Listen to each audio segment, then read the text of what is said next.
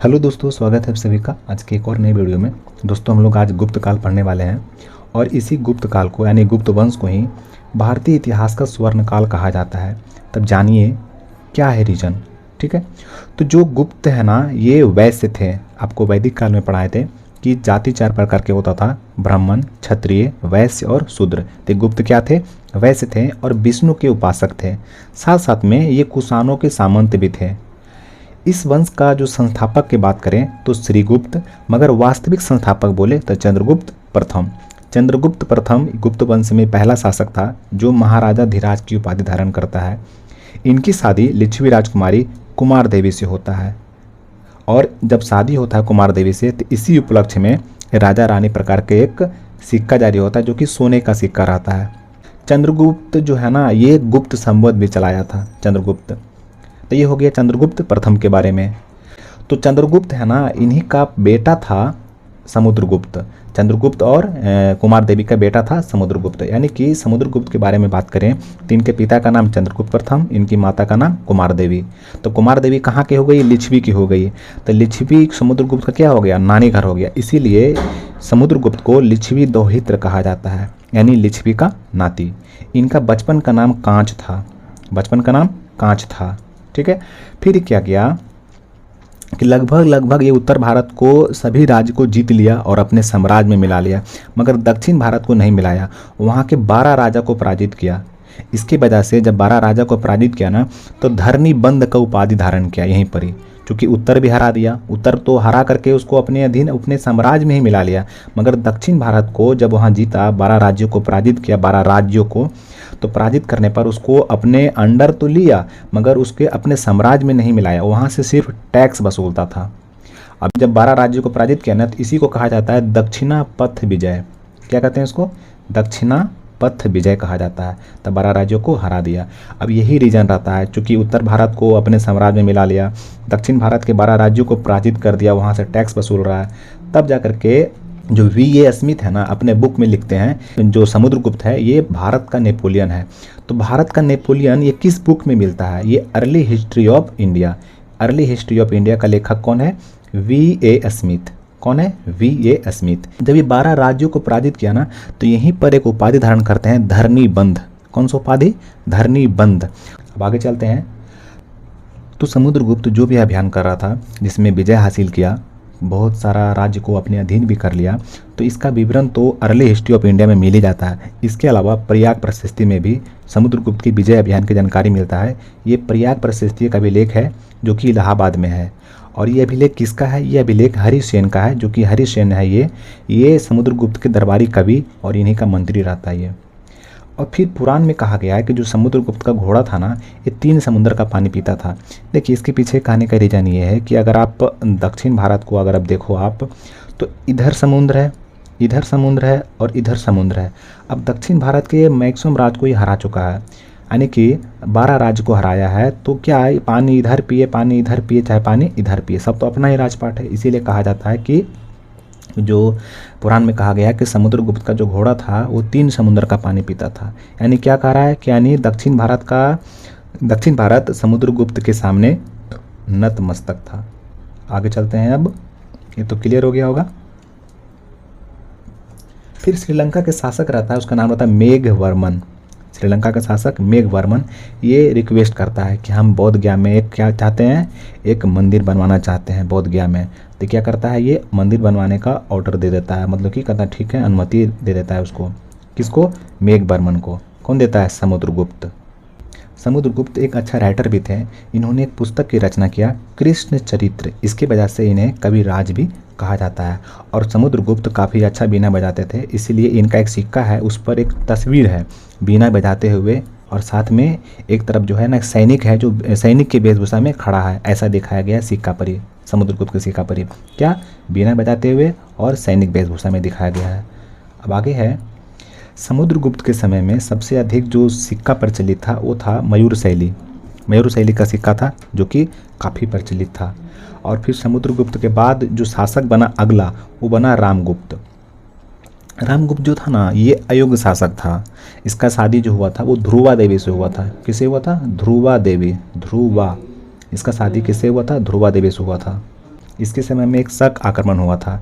शक आक्रमण हुआ ना, तो ये अपनी बीवी जो थी इनकी पत्नी का नाम था ध्रुवा देवी, ये उनको मतलब कि देने के लिए तैयार हो गया। कौन? रामगुप्त।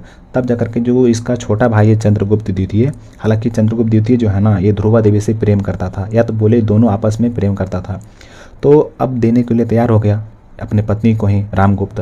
तो क्या करता है चंद्रगुप्त द्वितीय, एक औरत का भेष धारण करके सबको हरा देता है, सबको वहाँ पर से, और फिर साथ में जब लौटता है तो लौटने के बाद भाई को भी गद्दी से हटा करके इसकी हत्या कर देता है।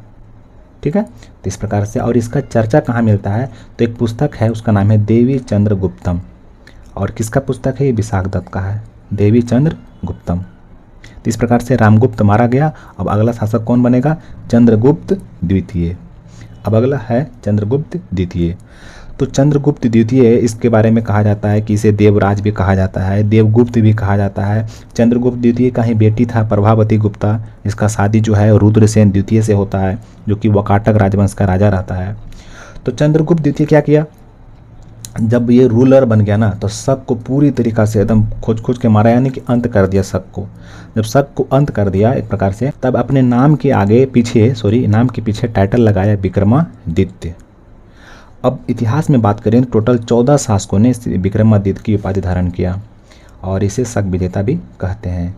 इसने चांदी के सिक्के चलाया, यानी कि कहा जाता है कि गुप्त वंश का ये पहला शासक था जो चांदी का सिक्का चलाया था ये। और जो चंद्रगुप्त द्वितीय है ना, ये न्याय के लिए बड़ा प्रसिद्ध था। इनका जो न्याय का सिंहासन वो पत्थर का बना था। इसके समय में सर्वाधिक विस्तार हिंदू धर्म का हुआ था, और इनके दरबार में 9 विद्वान रहते थे जिन्हें नवरत्न कहा जाता है, जैसे कि कालिदास, अमरदास, वारामिहिर, धन्वंतरी, ये सब। कालिदास संस्कृत लेखक थे, अमरदास कवि थे, वारामिहिर खगोलविद थे, धन्वंतरी आयुर्वेदाचार्य थे। फिर इसी के दरबार में, चंद्रगुप्त द्वितीय के दरबार में एक चीनी बौद्ध विद्वान आया था, उसका नाम था फाहियान। ये पुस्तक की रचना किया फो क्यू की, फासे फाहियान, फासे फो क्यू की रचना किया। अब पढ़िएगा कि हर्षवर्धन के काल में आता है, वो हेनसांग आता है, उसको यात्रियों का राजकुमार कहेंगे हेनसांग को। तो मगर यहाँ है चंद्रगुप्त द्वितीय, इसके दरबार में कौन आया? फाहियान आया। ये अपनी यात्रा का विवरण किस में करता है? फो क्यू की में करता है। फिर जब चंद्रगुप्त द्वितीय जब इसके बाद जो अगला बना शासक, तो बना कुमारगुप्त। ये नालंदा विश्वविद्यालय बनाया, वो भी किसकी शिक्षा के लिए? महायान शाखा के लिए नालंदा विश्वविद्यालय बनाया। और इसके बारे में कहा जाता है नालंदा विश्वविद्यालय के बारे में कि यहाँ पर ये पहला, मतलब कि विश्व का पहला ऐसा था ना विश्वविद्यालय जहाँ पर छात्रावास की सुविधा मिलता था यहाँ पर ही। और नालंदा विश्वविद्यालय को महायान शाखा का ऑक्सफोर्ड भी बोलते हैं इसको। फिर बात करें मतलब कि विश्व का पहला विश्वविद्यालय, तो वो था तक्षशिला विश्वविद्यालय, जिसको मतलब कि तक्षशिला विश्वविद्यालय का जो स्थापना है वो राजा तक्ष ने करवाया था। कौन करवाया था? राजा तक्ष ने। और जो तक्षशिला विश्वविद्यालय है वर्तमान में पाकिस्तान के रावलपिंडी जिला में है, पाकिस्तान के वर्तमान में रावलपिंडी जिला में है। और ये तो बता चुके हैं कि विश्व का पहला छात्रावास की सुविधा देने वाला विश्वविद्यालय नालंदा था। और 1198 ईस्वी में इस नालंदा विश्वविद्यालय को बख्तियार खिलजी क्या किया? ध्वस्त कर दिया। बख्तियार खिलजी कौन था? ऐबक का सेनापति था, 1198 ईस्वी में ध्वस्त कर दिया। तो इतना याद रखिएगा, पूछेगा कभी कि नालंदा विश्वविद्यालय को ध्वस्त किसने किया? तो बख्तियार खिलजी ने किया। अब आगे चलते हैं। अब कुमारगुप्त के बाद कौन बना शासक? स्कंदगुप्त बना। स्कंदगुप्त क्या किया? ये सुदर्शन झील का फिर से पुनर्निर्माण कराया। क्या किया? ये सुदर्शन झील का फिर से पुनर्निर्माण कराया। और फिर क्या हुआ? अब पुनर्निर्माण कराया ना सुदर्शन झील का, तो इसके अलावा एक अभिलेख भी लिखवाता है, उसका नाम रहता है जूनागढ़ का अभिलेख। ये भी लिखवाता है। एक था रुद्रदामन, था ना, वो भी पढ़े थे कि रुद्रदामन का जूनागढ़ अभिलेख होता है, बट ये भी लिखवाता है। देखिए कितना सारा आ गया ना। सुदर्शन झील के चंद्रगुप्त मौर्य था, ये निर्माण कराया था। अशोक था, फिर से इसको पुनर्निर्माण कराया। फिर रुद्रदामन करवाया, और अंत में स्कंदगुप्त करवाता है पुनर्निर्माण। यानी स्टार्टिंग में बनवाया कौन? चंद्रगुप्त। मरम्मत किया अशोक, रुद्रदामन और स्कंदगुप्त। ये 3 आदमी करता है मरम्मत, और एक आदमी बनाता है चंद्रगुप्त मौर्य। तो स्कंदगुप्त क्या है? जो झील का निर्माण कराया, ये मेंशन करता है जूनागढ़ अभिलेख में। और साथ में इसमें ये भी बताता है कि जो मतलब कि समुद्रगुप्त है ना, ये हुन के आक्रमण को विफल कर दिया था। तो इससे पता चलता है जूनागढ़ अभिलेख से ही कि हुन का आक्रमण होते रहता था। तो इस वजह से इस वंश का, जो गुप्त वंश है ना, इसका अंत का भी कारण हुन ही रहता है। हुन ही अंत कर देता है इस वंश का।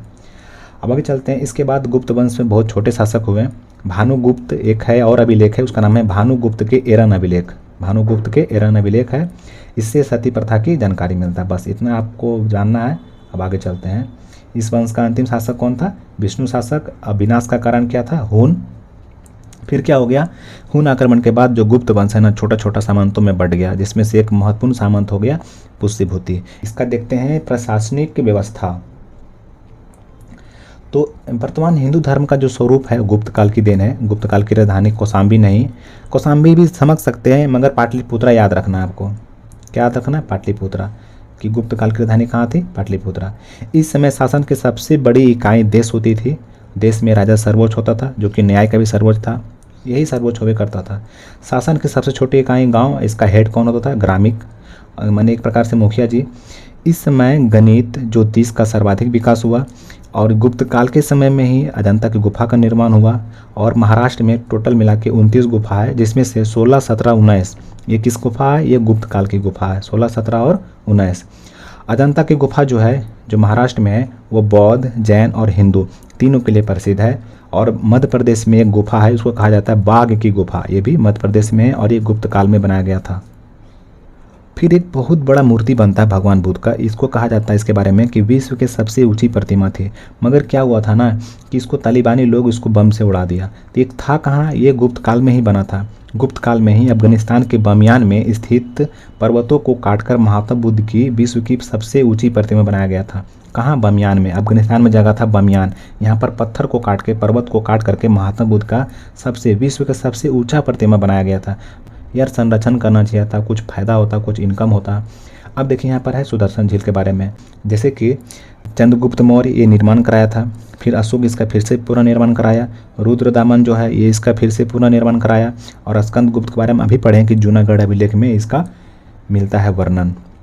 तो वीडियो में इतना ही है। हम लोग मिलेंगे अगले वीडियो में और पढ़ेंगे वर्धन वंश को, यानी कि मुख्य रूप से हर्षवर्धन को पढ़ेंगे। तो चलिए, वीडियो देखने के लिए आपका बहुत बहुत धन्यवाद।